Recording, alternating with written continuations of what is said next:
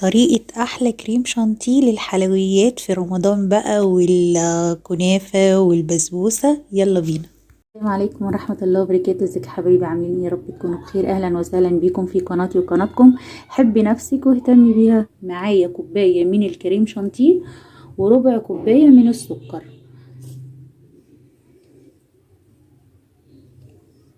هنبدأ ننزل بالكريم شانتيه كده وربع كوباية السكر. سكر عادي، مش بودرة ولا حاجة. والنص كوباية اللي كان فيها الكريم شانتيه انا هملاها مية متلجة. مية يعني لو انت حابة تحطي فيها تلج حطي، لكن انا هخليها مية ساقعة عشان خاطر اعرف اضربها. اهو كده. بسم الله الرحمن الرحيم.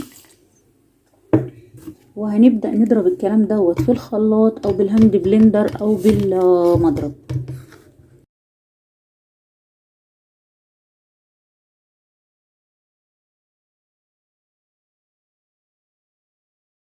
تضربي لحد لما توصلي للقوام المناسب. شايفة؟ امشي على المقادير دي بالظبط هتوصلي للقوام المظبوط ده بالظبط. شايفة القوام؟ هو ده القوام المظبوط اللي المقادير قلنا عليها عشان يطلع معاكي انجح كريم شانتيه للحلويات. لو الفيديو عجبك متنسيش الاشتراك وتفعيل زر الجرس علشان يوصلك كل جديد. والسلام عليكم ورحمة الله وبركاته.